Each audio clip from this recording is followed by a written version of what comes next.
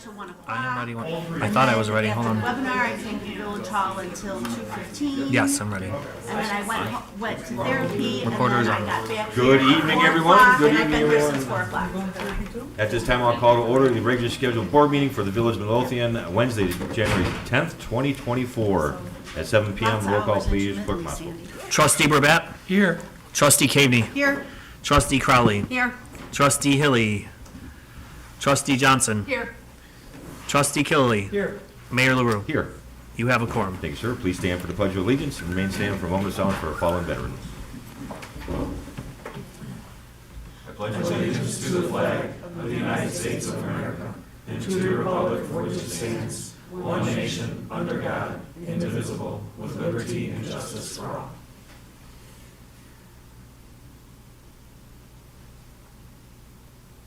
Thank you.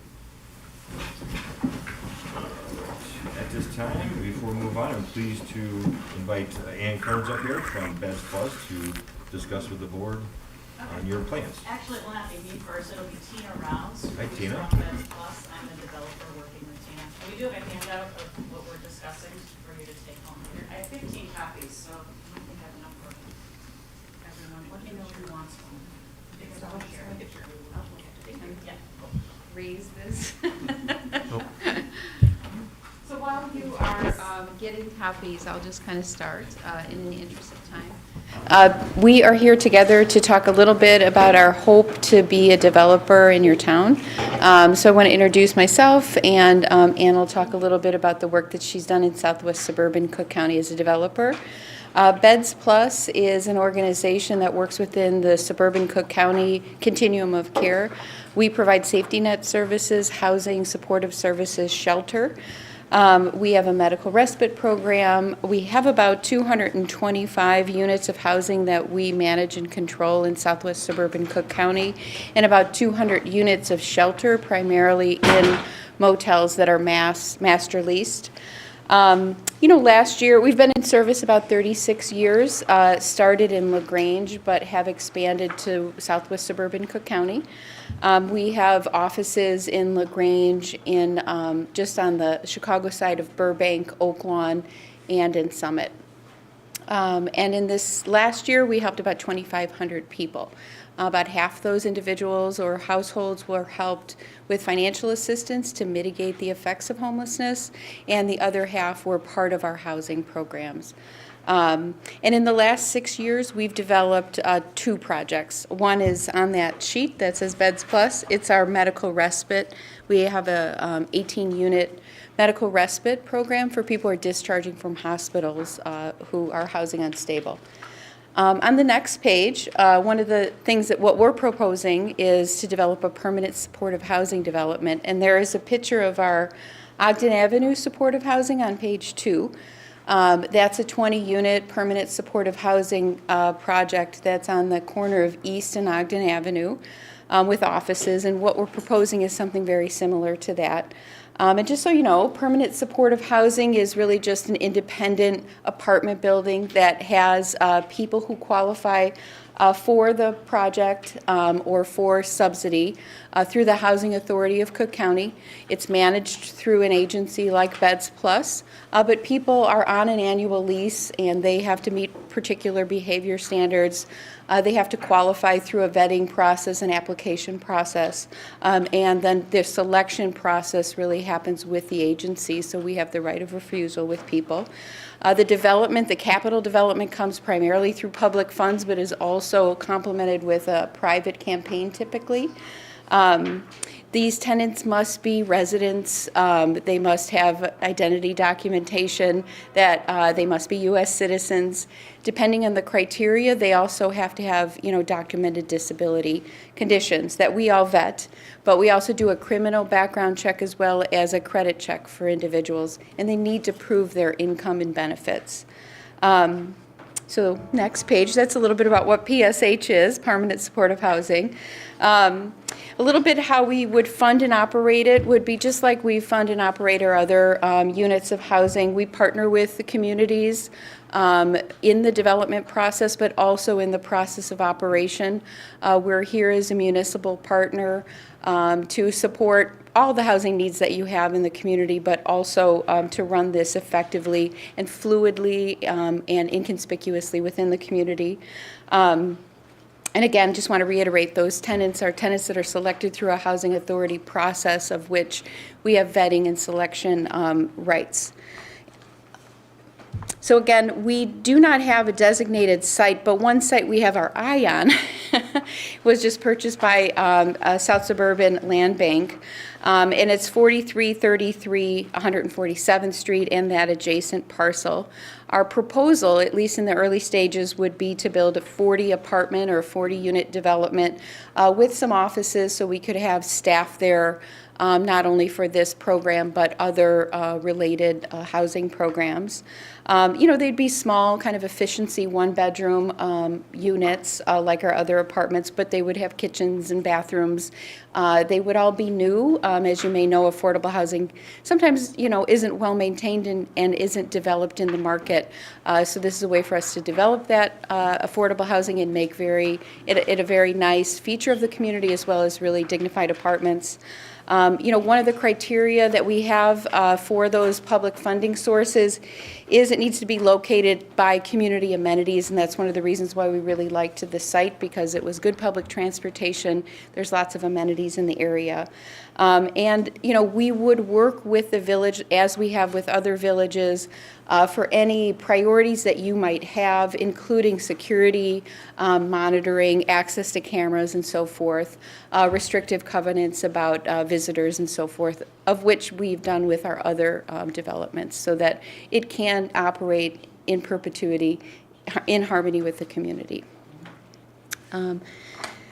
So a little bit about the project timing. If you were amenable and we were able to move forward with that site or another similar site, it would be a 3-year program of development, the first year being the planning stage. So we, of course, would be in communication with your village, and we would work to incorporate your priorities not only in the funding package that we would go to the state and the county with, which may include some public improvements, but also just incorporate your priorities. Obviously, submit architectural drawings and so forth. Then we would work towards financing in year 2. Part of financing is having the approval and the zoning right before we can go in to get that funding, but you're in constant conversation with those state and county funders. You probably already know that in your business. And then year 3 would be the construction.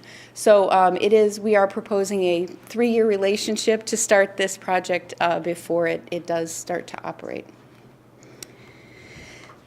So I'd like to hand it over to Ann, who we've hired with Brush Hill Development because they are a Southwest Suburban development partner, and they've got a really fantastic reputation with municipalities developing really high-quality permanent supportive housing developments. We would be the operator owner, and they would get us through that year 3 of development.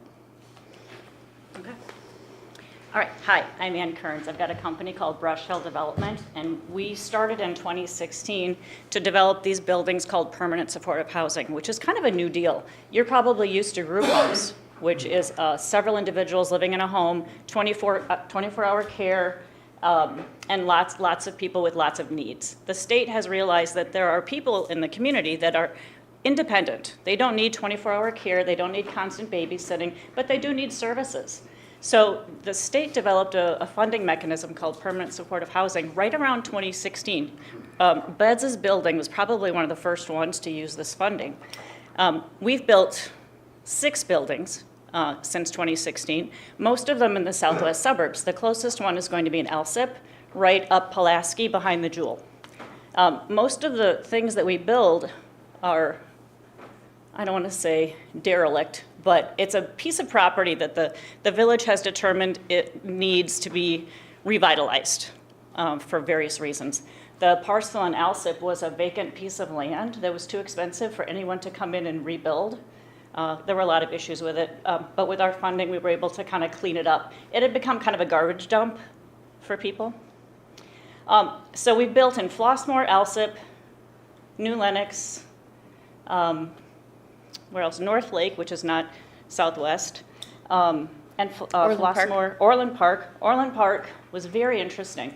They really wanted our project because they realized that there's a huge need in the area for people that are low income but need services. You know, there's a lot of people that don't just need an apartment and they're on their own. They need services from someone like Beds to kind of stabilize them. And we had 500 applications for a 16-unit building in Orland Park. The need is that big. And Beds has chosen this area because they know there's a need in this community and this area for this type of care. So those are our towns. You can drive by the buildings, see them operational, see what the parking situation is, if there's traffic. Most people in these buildings don't drive because they're low income and don't have a car, or they have a disability. But you can talk to the mayors, the board of trustees. All the towns that we worked in have been very good relationships. We all kind of help each other solve a need in the community. Any questions? Do you have any questions for us? I believe our last correspondence, you have reached out to the South Carolina. Yeah, Joe and I exchanged emails, and he said he'll get back to me. He knows we're interested in that parcel, but he wanted to talk with the village later this week, and then would talk to me after he speaks with you guys. And we've been very clear with you about some of the possible problems with getting the water and sewer to the Correct. building. We deal with that all the time. We have to do some underground boring in Alsip to get to the closest hookup for our water, which will be expensive, but we built it into our funding. Just for a note, the Alsip building is 25 units, and it's a $12 million development. So they're not cheap. They all look very nice. They all look like a market rate building. A lot of hardy board, a lot of brick, very handsome. But there are public improvements built into the package. Yeah, in Alsip, there was a sidewalk to nowhere, kind of, you've seen them. And the village asked us to kind of complete that so that the residents in our building, plus the surrounding neighborhood, have a way to get to the Jewel unobstructed without going on the road. So we ended up putting in a sidewalk for Alsip. Yeah, we buried a cable under an IDOT building, or under a IDOT road on Ogden Avenue. And at Ogden Avenue Supportive Housing, we put in water retention barrels and a rain garden to mitigate flooding.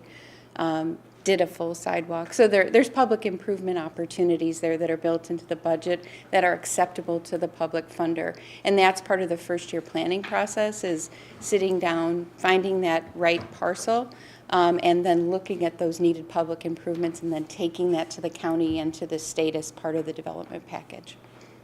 And two of the things I think are about you is question is parking. Yeah, so the 6 buildings that we have done personally, Tina can talk to hers because we didn't build her other 2. Given that the tenants are low income, they don't have cars. And many of them have a disability, which keeps them from driving. So the only people that are really driving are the staff that is there during the day to provide supportive services. Yeah, it's about 20 to 30% of the people have cars.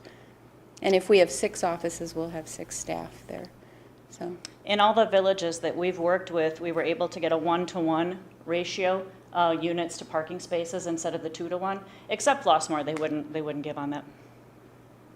So this is, you're planning on building 40 units here, so you would need 80 parking spaces? Well, Unless you did the 1-to-1, you'd still need 40 parking spaces. this particular Plus parking location for- doesn't allow for 40 units. We wouldn't be able to get 40 in there. I think Okay. we would like to build I 40. misunderstood. I thought you said this was going to be 40 units. No, well, Okay, sorry. we would love to do 40, but this particular parcel, if we were to obtain it, wouldn't allow for 40. I think our architect said maybe it was 25, Oh. given the 3 stories. But we like the location so much, we're willing to give on the number of units because of the location. So Yes, sir.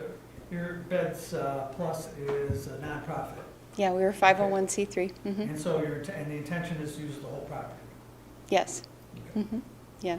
We would use the whole property and have a staff location on site. We find that that's the best way to operate, so that people have access to staff 5 or 6 days a week. And approximately how many staff would be there? I think we were talking about 5 to 6 offices. A lot depends on the site, as Ann had said, and the number of units that are needed. But at our Ogden Avenue facility, we have a couple of multi-purpose rooms. We have 4 private offices and some open space. So we have some housing staff and our administrative staff in LaGrange. In Summit, we've got, the 18 medical respite buildings. We have 5 or 6 staff offices, and that office is staffed 24 hours a day, 7 days a week because of the nature of it. So. A typical layout for a PSH would be offices on the first floor and a community space, an area for the residents to get together, just like any other market rate building would have a community room for people to, have family over, do Thanksgiving, or learn how to boil water, learn how to cook, learn how to fold your laundry, whatever community spaces would need to be done. So 6 offices on the main floor with community space, and then residential on the top. Okay, so this would not be a multi-use development with retail No. on the first floor, and then your, Beds offices, and then beds tenants. got it, okay. Every tenant in there is a special needs tenant? Yes. Mhm. Yes, that's part of the whole PSH funding. They have to be low income and they have to need services from a nonprofit.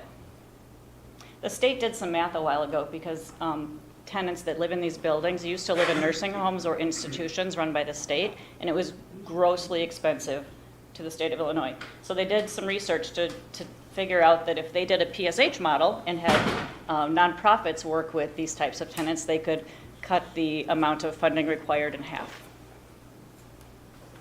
So we're saving money. Did you say that was the only parcel you're looking at, or you had a couple parcels? No, we've got a few we're looking at. Another one is a gentleman has an option on 17 pins south of the car lot on Pulaski on the west side. Great Lakes, I think is what it's called. Yes. He's got an option on those 17 parcels. I've been in contact with that gentleman. And that is a bigger parcel that we could do more units on. Great Lakes used cars, Mm-hmm. about 143rd and, Wait, is that, that's the Pulaski. Great Lakes He- Lawn? yeah. It's right across from the The police station. Yeah, the police station. That's got 17 parcels? There's 17 pins, yeah. Pins. Very, very tiny. But there's currently 3 owners, but he's got an option to purchase from all 3 of them and bundle it. Got it. So we've been in discussions with him, but he wants a lot for that. The only real difficult thing with this type of funding is flooding, and I know there's some pockets here that flood. It's not a hard no, but it's somewhere between impossible and very hard to build in a floodplain using IDA money. Mhm. So that's why we've kind of looked at 147th, because that's clearly outside of your floodplain, and the And the Pulaski. transportation. And transportation, since many of these folks don't drive. But it'll Access still to be the a- metro. There'll still be a requirement for some sort of stormwater management. Oh, sure. absolutely. We go through MWRD and do all that process. Okay, okay. Yeah, we go through all of the permitting that any other builder that would come to you would go through, And then some. and then some. We have to do a lot of environmental studies. And we'd invite you to come see our Ogden Avenue Supportive Housing Facility. That would be the model that we would look to for this. And again, it's at Ogden and East Avenue. And that's 20 units with offices on the main floor and 3 stories tall. one of your requirements obviously is to be on a major highway. It's ideal. Major streets because of the transportation. Mm-hmm. Yes, Close, at least close to it. yes. Close or on, yes. It's got to be less than a mile from a transportation bus or metro and amenities, food, banking, pharmacy, Medical. medical. Otherwise, IDA will not fund it. It needs to be a truly walkable, community-type building. Question? Superintendent Sperry's been around a long time, he can tell you more about that property than you. Okay, I mean, the water is across the street. Mhm. The sewer, we have to figure that out. Yeah. Engineer, Do you see a reason why we couldn't directional bore under the road? No. Okay, we're doing it in Elsip at a pretty long distance, through the backyards of some nice houses, so. No, this will be directly across the street. Okay.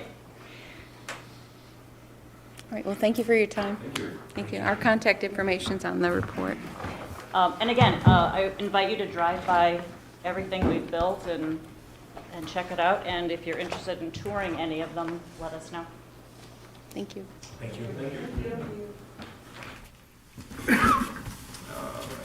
And at this time, I'll move on to public comment. Is there any public comment tonight?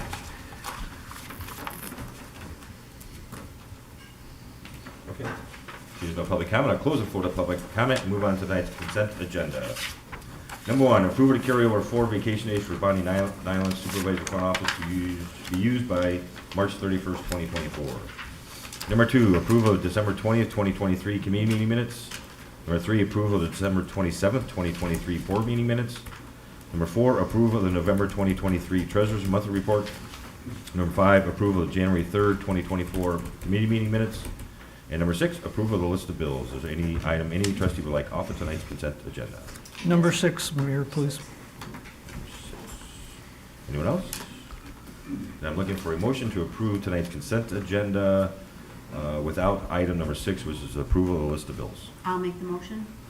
I'll second. Any discussion? Roll call, please, Clerk Musco. Trustee Kavy? Aye. Trustee Crowley? Aye. Trustee Burbett? Aye. Trustee Johnson? Aye. Trustee Killily? Aye. Motion carries. Thank you. At this time, I'm looking for a motion to approve the list of bills. I'll make the motion. I'll second. Discussion? Mayor, we have a correction on the list of bills. Okay.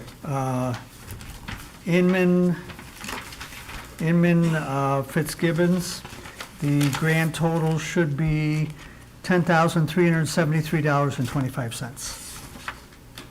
That would cover the 2 invoices that were submitted. But the second invoice isn't right, so. But the total, the 2 invoices they submitted is $10,373.25. And Inman is what? Inman Fitzgibbons et al. And that is referring to, Pardon me? what is this? Oh, that is legal services. Okay. So then, we remake the motion to accept the amendments of the fees? Or is this, that's good? Just amended, yes. Right, so your I'll motion- amend my motion. And I'll amend my second. And that amendment is changing the amount owed to Inman to $10,373. Say it again? $10,373.25. All right, any other discussion? Mayor, I also wanted number 6 because I'm being reimbursed funds for the events committee, and I don't think it's appropriate for me to vote. That's Dave. Then, roll call, please, Clerk Musco. Trustee Crowley? Aye. Trustee Kavy? Aye. Trustee Burbett? Aye. Trustee Johnson? Abstain. Trustee Killily? Aye. Motion carries. Thank you, sir. Moving on to trustee business, trustee Johnson. Thank you, Mayor, I have nothing tonight. Thank you, ma'am. Trustee Burback. Nothing this evening, Mayor. Thank you, sir. Trustee Kavy. Thank you, Mayor. Just a couple things. We do have a zoning board hearing scheduled for February 6th, and there will be 2 applications heard. One will be the special use application for Harmony Daycare, which is located at 148th and Cicero, and the other one will be the village's application to request a change to the zoning ordinance. The other thing, what I'd like to put on the agenda for next week for board approval, I sent the board an email yesterday with regards to Jay Hoover, who is the TPI inspector that has been working with us for the last 2 weeks, and I would like to change his schedule from being inspector on Tuesday and building official on Wednesday to have him being the building official both days, because we do need his support and additional services. And there is going to be a minimal increase in the fee to the village, which I put in the email, which was pretty nominal. I believe it would have increased it to, there's a difference of $12 an hour. We pay $88 an hour for services on Tuesday and $100 an hour for services on Wednesday. So whatever $12 an hour times 7 is, that's gonna be the increase. So if there's no objection or no questions, I'd like to put it on the next week's agenda for approval. Does anybody have any questions with regards to that? And,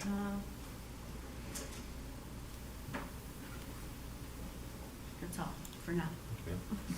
I'm sorry, I'm used to people just walking out after the presentation. No, No, you don't have to. more than welcome to stay, but. You don't have to stay, it's riveting.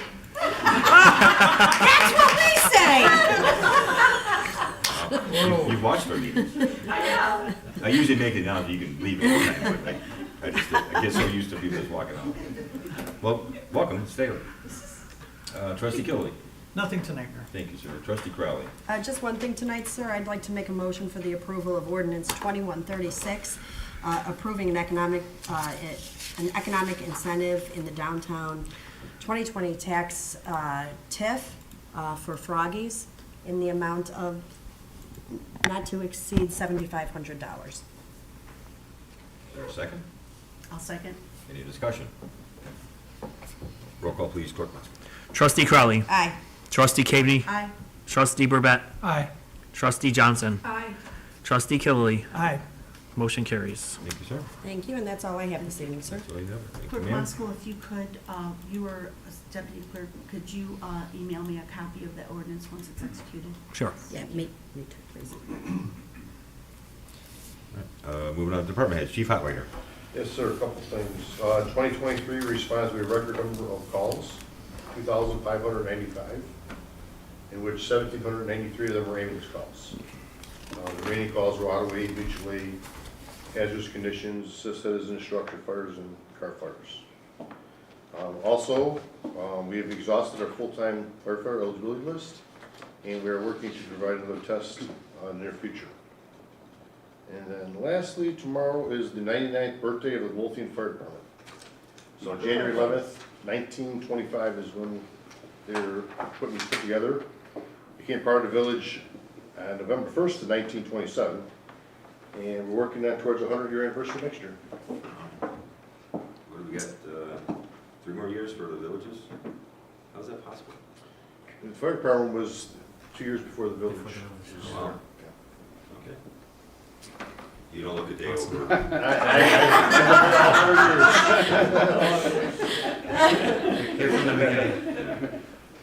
It seems like it. But Thank you, sir. Chief Delaney. Stole my joke, sir, but nothing this evening. I'll have stats for you at the next board meeting when we finalize it. Perfect. Thank you, sir. Superintendent Sperry. Nothing tonight, sir. Thank you, sir. Commissioner Plato. Nothing tonight, sir. Thank you, sir. Deputy Clerk Harris. I have nothing tonight, sir. And Director Redmond. Just one item, Mayor. We are about 80% complete with our fiscal year 23 audit. In order to make that 100%, we need to complete our bank reconciliations for the year. We are asking for assistance from Lollabach and Amen to complete those. We anticipate about 40 hours to get that done at a rate of $100 per hour. That's FYI. Get it done. That is a budget. That is a budget. And it is budget, yes. Thank you, ma'am. Attorney Valdez. Yes. Yours all in capital here. Yes, I'm very. The library has requested the village assistance in addressing a problem they have with regard to overnight parking in the parking lot adjacent to the library. In order to do that, they have proposed a intergovernmental agreement in which the Village of Midlothian Police Department would be authorized to issue tickets for any vehicles that are in violation of the policy that the library posts for the lot. I have sent you a copy of that intergovernmental agreement. No changes are required for that, in my opinion. I didn't get a copy of that intergovernment agreement. I wasn't sent one. It's attached to the agenda. Oh, it's just on the agenda? Yeah. Yeah. Very good. Okay. So the actual resolution that the board would pass did need some changes. The exhibit, the resolution was proposed by the library. I reviewed it, and if you go to the library intergovernmental agreement, you will see the resolution. Only a couple of very minor matters that the board needs to be aware of, and obviously the police department is my changes with regard to patron parking. They didn't provide for overtime, over hours attending for authorized special events. I know they have special events there occasionally, so I put that into the resolution to authorize individuals to park there for authorized special events. The provision regarding no overnight parking makes reference to the hours being from 8 p.m. to 9 a.m. I added language that says patrons utilizing the library Wi-Fi shall remain in their vehicles and comply with all village ordinances. Apparently, the library allows people to come to the parking lot at any hour and use their Wi-Fi. I realized that that would be problematic for the police department to distinguish between when someone was there improperly using the parking lot and when they were actually using the Wi-Fi. Given that this resolution will authorize the police department to enforce the village ordinances as directed by the intergovernmental agreement, I wanted to make sure that the police department has the ultimate authority to distinguish, and the proper use of the lot is defined as precisely as possible. And then finally, exceptions to the parking restrictions. I understand by being a prosecutor and hearing officer for municipal code violations that to try and distinguish who is able to park overtime and what they're doing would be very difficult. So I added a requirement that the restrictions set forth in this resolution shall not apply to employees, volunteers, invitees, or trustees of the Midlothian Public Library that display a permit on the left driver's side dashboard. Now, this would only apply to the exceptions. So that means that if it's overtime and they have employees who are going to be parking there overtime, they would have to have a permit to display so that the police department would know which cars are legal and which ones are not. I also intend to respond that in order for this to work, it is most likely going to be complaint-driven, so that the police department would respond to a complaint as opposed to having regular trips over there to find out whether there's cars parking overnight. So that's for the board's consideration. I have a question too. So, I mean, this is the first I've heard of this. I don't know if Chief Delaney's heard anything about this, but it would have been nice to have this shared with us prior, so we could at least look at it and. It was attached to. But again, I saw it today. I had Well, no idea. we're not passing it today. But- This is my first. So that, again, I just want to be sure though, like, it would have been nice to get an email or something so we could have kind of prepared and, I mean, I thought that's kind of how we did things. But that's okay. Don't worry, that's fine. Don't worry about it. The That's fine. intergovernmental agreement was presented to the board on Friday. This is the first opportunity to present it to the board. This Okay. is the proper forum for the discussion. It's covered by the Open Meeting Act. It's No one said something it wasn't. It that, would just been nice to get an email on it so we could have seen it before it got on the agenda. But I guess that's how we're doing things, so that'll be fine. So if people are attending programs, how do the police know that they're attending programs?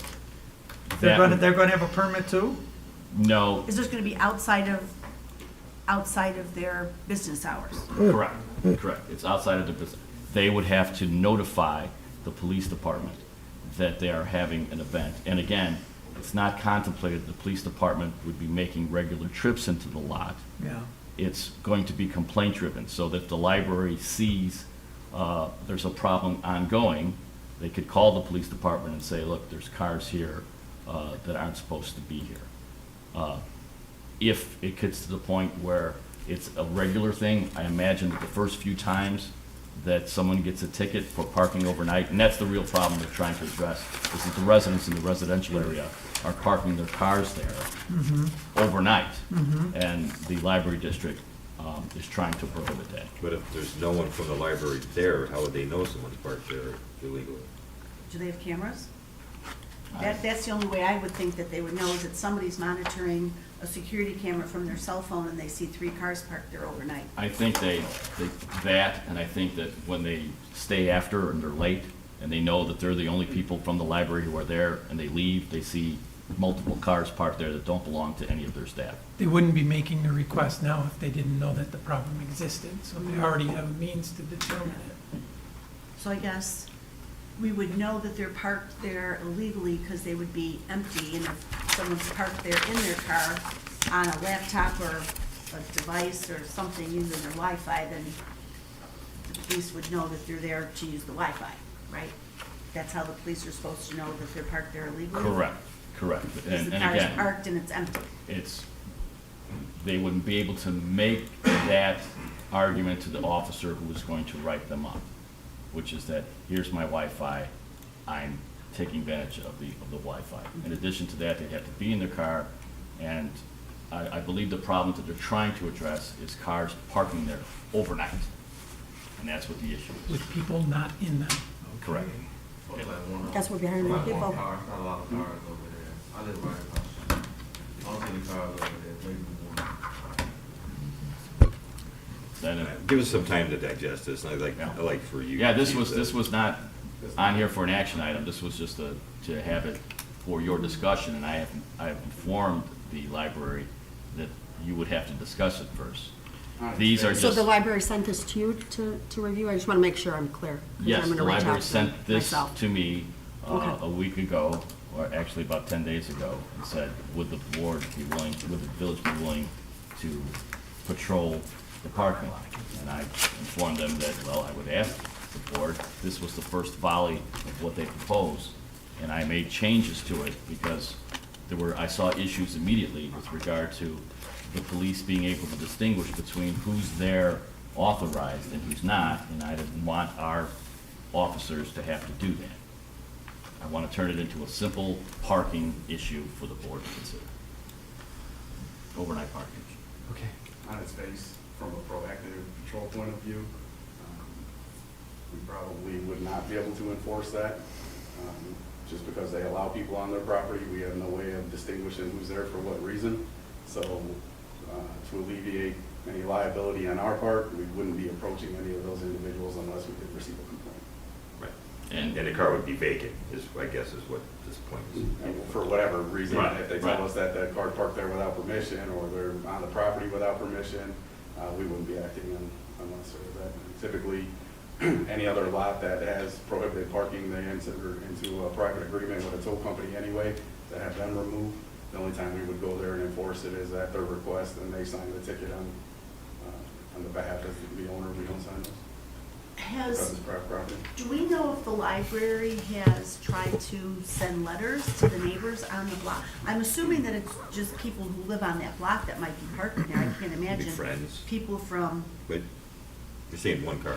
They Right. they got square less parking spots, so since the new construction of it, so few people might park there, but it's not like overnight. I see the county sheriff sitting over there more than any other.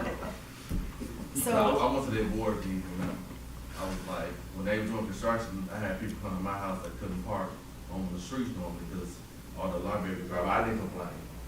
So I don't think it's Okay. to me, from living right across the street, I don't see any issue with one Do we car know- parking maybe once a week. do we know if the library sent letters to the residents on the block saying, please don't park in our lot, please ask your friends and visitors don't park on the lot? Well, I assume they put up No, signage. They did. Hmm? They mentioned it, but they didn't. I went to their meeting, they talked about it. Mhm. and They said put up they signage. tried to do it. Yeah. I mean, do they have a sign that says illegally parked cars will be towed? No. Anyway, all right, let's, Yeah, give us a little time to think again, about this is just the proposal coming to the board. I told the library board that I would bring it to you, not say I had any authority to indicate that the board would approve of it. So this was it. This was supposed to be the discussion for you to address these Well, issues. give us time to think about it. Sure. Do you have anything else? No, that's it. That's enough. All right, I don't really have anything in my business, although I did receive a very nice letter from Dylan Glusick, addressed to myself and the board. I've asked Deputy Clerk Harris to invite Dylan to our next board meeting, and hopefully he can make it, and I'll read it then, hopefully in 2 weeks, so, very nice. That's all I have. Clerk Moskowitz. I have nothing tonight, sir. Thank you, sir. And seeing there's no further business coming for the board, I'm looking for a motion to adjourn. I'll make the motion. I'll second. All in favor? Aye. All opposed? Meeting adjourned. Thank you.